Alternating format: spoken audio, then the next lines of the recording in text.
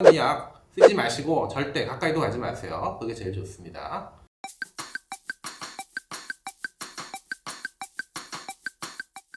안녕하세요. 피부과 전문의 노동균입니다.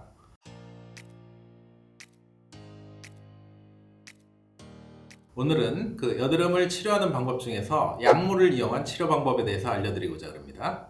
보통 여드름 치료를 하는데 사용되는 약물은 크게 두 가지가 있죠. 잘 아시다시피 먹는 약, 바르는 약인데요. 처음부터 결론적으로 말씀드리자면은 지난 20년간 별로 발전은 없습니다. 왜냐고요? 이게 다른 레이저 치료나 PDT 같은 치료가 되게 많이 발전해서 그렇고 20년 동안 크게 발전은 없는데 그래도 기본적으로 깔고 들어가야 되는 게 이런 약물 치료죠.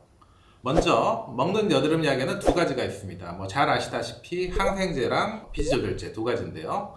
첫 번째, 이제 항생제부터 말씀드리면은 여드름 원인균을 없애주는 약물입니다. 부작용도 적고 가볍게 사용할 수 있는 점이 이 항생제의 가장 큰 장점이에요. 뭐 클린다마이신, 미노사이클린, 에리스로마이신 되게 여러 가지 종류가 있는데 항생제를 너무 장기적으로 사용하는 건 바람직하지 않고 위장에 자극 증상이 좀 올 수 있으니까 사용할 때 반드시 주의하셔야 됩니다. 자, 그래서 질문. 항생제를 먹으면 몸이 나빠지나요? 그러는데요. 여드름에 처방하는 항생제는 장기적으로 먹을 때 물론 내성이 생길 수 있긴 하지만은 몸이 나빠지는 종류는 아닙니다. 이게 감기 같은 데서 처방하는 거랑 비슷한 종류고요. 또 언제까지 먹을 수 있나요? 뭐 이런 질문도 하시는데요. 한 3, 4개월까지는 별 문제 없이 써도 된다는 그런 연구 결과도 있습니다만 뭐 케이스 바이 케이스고 너무 장기적으로 복용하는 것이 꼭 바람직하지는 이유는 일단 항생제에 대한 내성 자체가 생기고 너무 장기적으로 사용할 때 다른 종류 균에 대해서 이게 2차적인 모낭염이 발생할 수 있기 때문에 너무 장기적으로 쓰지는 않으시는 게 좋습니다.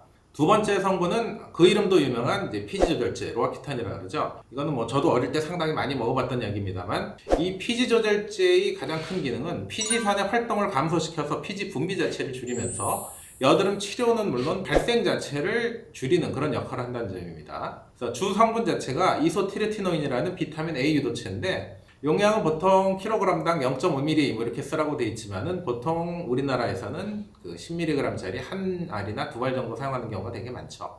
그래서 피지 조절제를 이렇게 복용할 때 부작용으로서는 이게 비타민 A 유도체 성분이니까 종합 비타민제 드시는 분들 경우에 비타민 A랑 겹치면 안 되고요. 가장 중요한 부작용, 이거는 기형아를 유발할 수 있어요. 이게 동물 실험에서 아예 이건 입증이 된 그런 약물이고 X등급이라고 그러죠. 복용을 중단한 다음에도 최소 2달 이상은 경과해야지 임신이 허용되는 약이고 이 부분은 굉장히 중요한 부분입니다. 그 외에도 얼굴이나 전신에 건조증을 유발할 수 있기 때문에 겨울철에는 보습제를 꼭 필수적으로 사용을 해주셔야 되고 간 기능 수치나 콜레스테롤 수치를 상승시킬 수 있기 때문에 복용할 때 처음 하고 2달이나 3달에 한 번씩 꼭 이런 피 검사를 체크를 해주셔야 되고요. 요새는 본인 동의서도 쓰게 돼 있어요.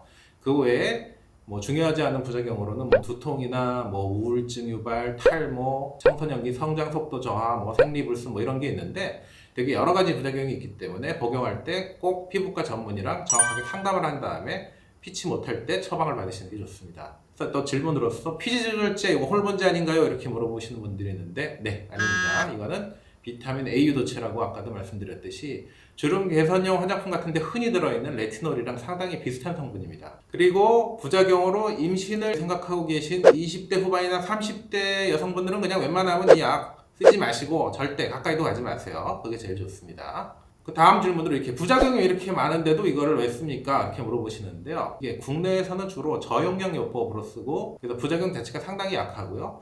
이게 아주 심한 여드름이라든지 다른 치료에 잘 안 듣는 경우에 사실 또 이만한 약이 없어요. 그렇기 때문에 필수적인 치료 옵션 중에 하나이기 때문에 이 약은 굉장히 중요한 약 중에 하나입니다. 하지만은 민감성 피부를 가지신 분들은 특히나 주의해서 사용해야 되고 이게 여드름 유발을 안 하는 보습제 사용하시는 게 꼭 필수적인 겁니다. 자, 다음으로는 이제 바르는 약 쪽인데요. 네, 보통 이게 먹는 약보다는 효과가 많이 떨어져서요. 뭐 별로 이렇게 중요도가 높지는 않습니다. 그래서 여드름 연고 성분에는 크게 세 가지가 있는데 첫째는 비타민 A 유도체 계열, 그러니까 아까 먹는 로아키탄 비슷한 종류죠. 주름 개선용 화장품 뭐 이런 거라면 이제 꼭 들어가는 그런 레티놀, 오랑 사촌 같은 성분이에요. 이게 효과는 굉장히 강한데 자극 증상이 심하기 때문에 포인트만 꼭 찍어서 발라주시는 게 좋습니다. 두 번째로는 항생제 계통으로서 뭐 듀악이나 뭐 크레오신티, 뭐 나딕사 뭐 이런 게 있는데 이거는 자극이 그렇게 심하진 않지만 효과 자체도 약하고 넓은 부위에 좀 바르는데 그나마 좀 낫죠. 세 번째로는 벤조일 퍼옥사이드. 이건 일종의 소독약 같은 성분인데 각질도 제거하고 균도 조금 죽여요. 근데 피부 자극이 좀 강한 편이고 단독보다는 주로 항생제 연고 같은데 섞인 형태로 많이 쓰이죠. 바르는 약물의 공통적인 부작용은 자극 증상이 되게 심하기 때문에 이거 단독만으로 사용하기엔 효과도 좀 불분명하고, 그리고 항생제 성분 경우에 이게 장기적으로 사용하면 내성도 생길 수 있고 그렇기 때문에 주의가 좀 필요합니다. 이 여드름 치료 약물은 그 레이저나 스킨케어나 PDT 같은 피부과 치료랑 병합될 때 가장 좋은 효율을 보이는 것 뿐만이 아니라 여러 가지 민감성 피부 같은 데서 쓰는데 굉장히 조심해야 되기 때문에 반드시 피부과를 방문해서 전문의랑 상담을 받고 처방받는 것이 좋으실 거예요.